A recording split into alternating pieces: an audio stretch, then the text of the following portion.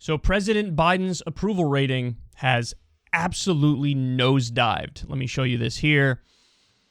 Biden job approval in new Suffolk USAT poll sinks to 41%. 41.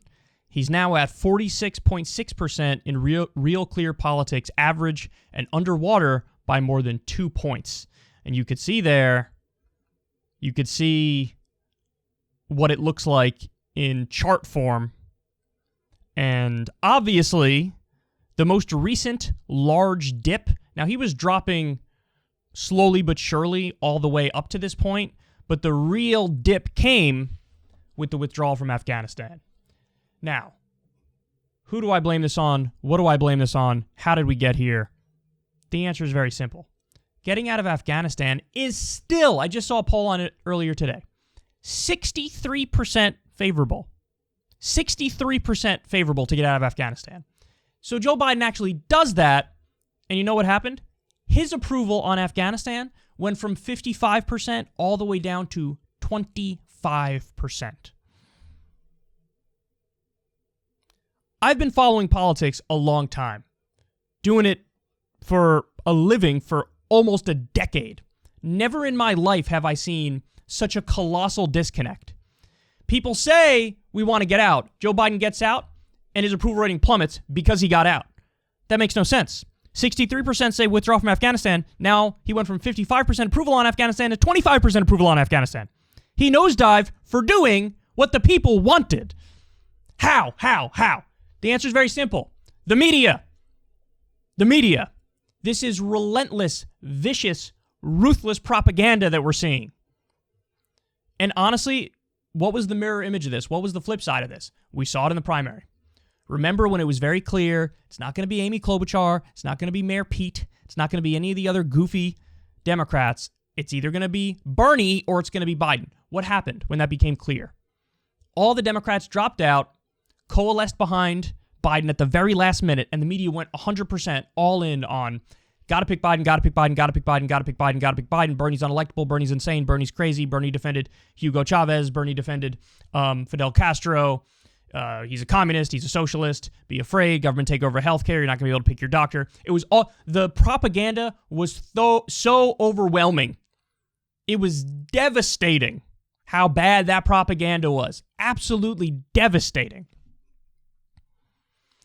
And so what happened? Biden won as a direct result of that, of the coalescing of the party and the media intervention and propaganda. Well, now the media is intervening and propagandizing on the opposite side of the issue. This is a rare issue where Joe Biden did the exact right thing. He's 100% correct. And what happens? The media falls in line behind the CIA, our intelligence agencies, the Pentagon, and the deep state, and the military-industrial complex. And listen, it's out in the open. This is an open conspiracy. You have plenty of people who literally were former CIA who now work at these various media outlets. Now, the people who are there might think they're keeping it real and being objective and telling the truth. No, they have a perspective, and they have a very, very biased perspective. And it's a perspective in favor of endless war, in favor of enriching the military-industrial complex, the so-called defense contractors. That's what their perspective is. And again, I've never seen, this is such a big disconnect between what the people want and how the media is reporting it. Everything is hyper-scrutinized now. We're going to get to another story on this later that's going to blow your mind. Dare I use these words? But the withdrawal, I think it's fair to say at this point, has been a success. Wait until I give you the specifics. You're going to understand exactly what I'm saying when we get to it. But what are they doing? Hyper-scrutinize every aspect of the withdrawal, every nook and cranny. Blame Biden for things that Biden has absolutely no control over whatsoever. But do not scrutinize, by any stretch of the imagination, the war itself, the 20 years that we were there, and all the greed, and all the grifting, and all the corruption, and the allying with warlords with child sex slaves, and the propping up a puppet fake government, and the jacking natural resources. Don't talk about any of that. Don't do deep dives on any of that. Don't do any deep dives on the colossal number of civilian casualties that we were responsible for. We just had the record in, I think it was 2018 or 2019, record number of civilian casualties because of our drone strikes and our bombings. Trump got rid of whatever remaining rules there were, however few there were, and now we massacred civilians all over the place. Bombed weddings, markets. Now, what the media is doing, so one of the things they're doing is a bunch of people held onto a plane when it was taking off during the initial withdrawal, when it was chaotic and the Taliban was marching in to take over. One of them was a 17-year-old soccer star. They did this deep dive, this personal profile on this 17-year-old kid. And listen, hey, fair enough. That's the media doing some investigative reporting, doing their job. I understand it. They didn't do any of that for the 50,000 minimum Afghan civilians that we were responsible for killing or that were killed while we were there. To be fair, I don't know the breakdown of the 50,000 civilians who died. How many is the Taliban responsible for? How many is the U.S. responsible for? How much of it is, an accident or whatever? I don't know. But there was none of this. We dropped over 7,000 bombs in 2019, I think the year was. 7,000 in Afghanistan. How many babies? How many women? How many children? How many sports stars? How many, merchants died in those bombings? Were there any profiles over that? I didn't see any profiles over that. So there's lies by omission and there's lies by commission. What they're doing is lying by omission. Don't tell you any of the negative things, any of the crazy things, any of the mind-blowing things that are happening because we're there. But when we pull out, oh my God, the withdrawal's the problem. This brought about the chaos. As if everything beforehand was hunky-dory. As if we didn't just get the Afghanistan papers. The withdrawal is getting more scrutiny than the Afghanistan papers. Remember when the Afghanistan papers came out and we learned the whole war is a lie? People on the ground were like, we don't even know what the fuck we're doing here. What's the goal? What's the purpose? What's the point? We didn't even know. A lot of people on the ground were saying that. Did we get 1/10 the coverage that we're getting now with the withdrawal? No. And I will make the case the withdrawal has actually been the most orderly of the entire war. It's been the part of the war that has worked the best. And I really think that's inarguable, by the way. So, God damn it, man. You have Democratic Party turned on Biden and wants to investigate the withdrawal. The Republicans are hammering away. Even the Republicans who pretended to be anti-war for 18 seconds under Trump, they're hammering away at Biden. So all the Republicans are coming after him. The overwhelming majority of the Democrats are coming after him. The entire media, MSNBC, CNN, Fox News, they're all pummeling him relentlessly. And you get this nonstop chorus. And so, guys, what I'm trying to point out to you is it doesn't matter what the truth is, and it doesn't matter how right you are if you get wall-to-wall coverage where everybody's calling you an idiot, everybody's calling you dumb, everybody's calling you wrong, everybody's saying you have blood on your hands. It doesn't matter how right you are. Because the media can move the polls. The media can move the numbers. And people can have this cognitive dissonance where there are so many people who say, we need to get out of Afghanistan, but I don't like Joe Biden getting out of Afghanistan. Now, if you say to me, Kyle, come on, man, it's the way in which he got out. That's the problem here. Guys, no matter when we got out, Kabul was going to fall, and it was going to become, and Afghanistan was going to become Talibanistan whenever we got out. So if it's going to happen now, if it was going to happen 5 years ago, if it was going to happen 20 years from now, then how can you fault the person who withdraws and blame them? You can't blame them. That makes no sense. If it's always going to happen, if you say, well, we have to avoid that no matter what, then admit that you're in favor of endless war and never leaving. Then just admit that to yourself. Admit it. Because that's what it is. So it was always going to fall. It was always going to fall. It was always going to become Talibanistan. It is what it is. I'd rather pull out and have Talibanistan than stay there forever. How about that? Now, many people in the media would say the exact opposite. You need to decide, which side are you on? Which side are you on? Are you on the side of ending imperialism? Ending wars is good, actually? Or are you on the side of, I'm going to nitpick this to the high heavens and make it very clear that with these facts on the ground, I would never leave. You need to decide which side you're on. I'm very clear which side I'm on. So this is... I hate to see this. And by the way, you're also, just so everybody understands, you're also incentivizing presidents in the future to continue to do the wrong thing to avoid the media flip out. Just so you know, ready for a dark, scary thought? This is exactly what's going to happen whenever any good thing happens. whenever any good thing happens. Watch, if we get like paid family leave, which is in the reconciliation bill that's up for a vote, if we get universal pre-K or tuition-free community college, the media is not going to cover it favorably.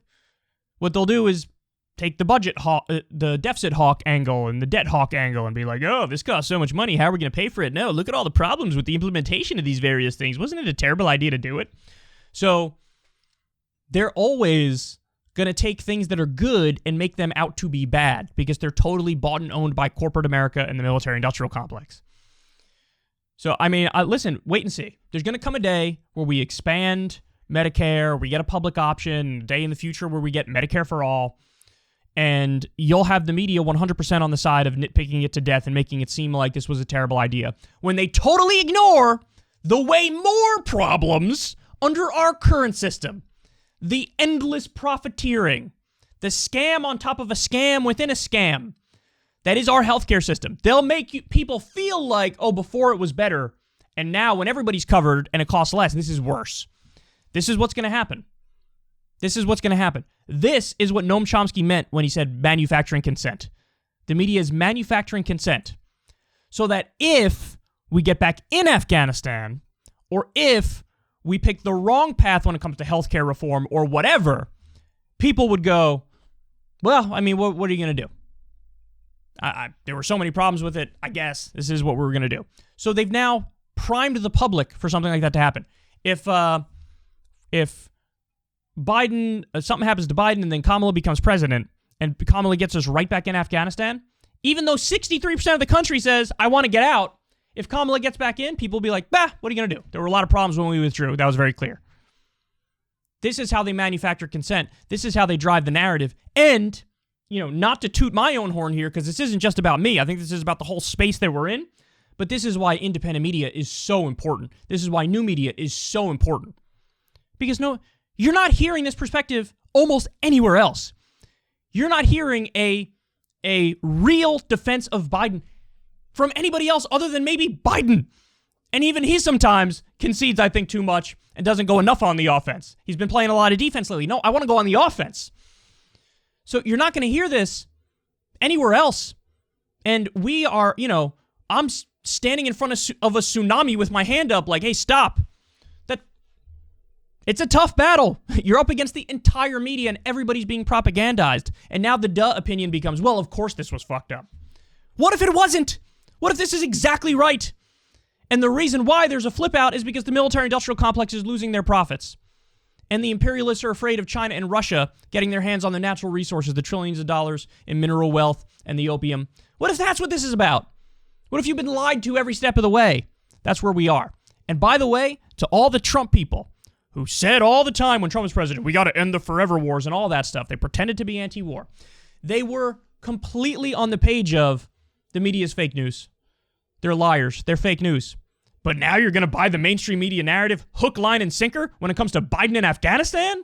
No. Use your brain. This is propaganda. This is absolutely propaganda. And they're manufacturing consent for more war and for the military-industrial complex. Joe Biden is correct. He's right on this. And it's a goddamn tragedy that his approval rating is plummeting.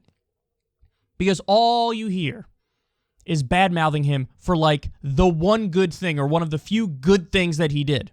Probably the best thing he did. The most brave thing a president has ever done in my entire lifetime.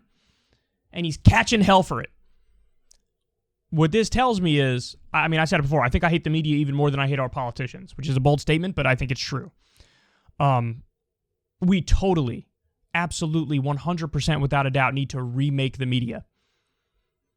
Need to clean house and get people who are honest and who are truth tellers and who aren't captured by corporate interests or the military-industrial complex. And don't get it twisted. It's not nefarious. I don't even think these people know that that's what they are. I think Jake Tapper's real opinions are hawkish.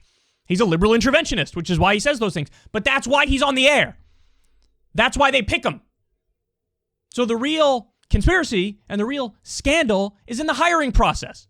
Who are you going to pick? You're going to pick people who are not going to rock the boat, who are going to give the establishment narrative. What happened? The one time the media started giving Trump all this praise and all this credit, you remember when that was? When he bombed Syria. Up until that point, it was this buffoon, this authoritarian, this dictator. He's terrible, he's horrible, and we love that he bombed Syria. Brian Williams was like, the beauty of our weapons as they take off and kill people. They started giving Trump credit for bombing Syria. That was the first time that this is the day he became president. Somebody literally said that. I forget which network it was on, and I forget who it was, but somebody said that. So they praise Trump when he bombs, and they bash Biden when he withdraws. Maybe the media just has a pro-war bias. They definitely do. We're here to change that, but obviously I'm one voice, and I'm fighting up against, an entire YouTube algorithm that's holding me back. So it's really hard to get this stuff out there, but we got to spread the word.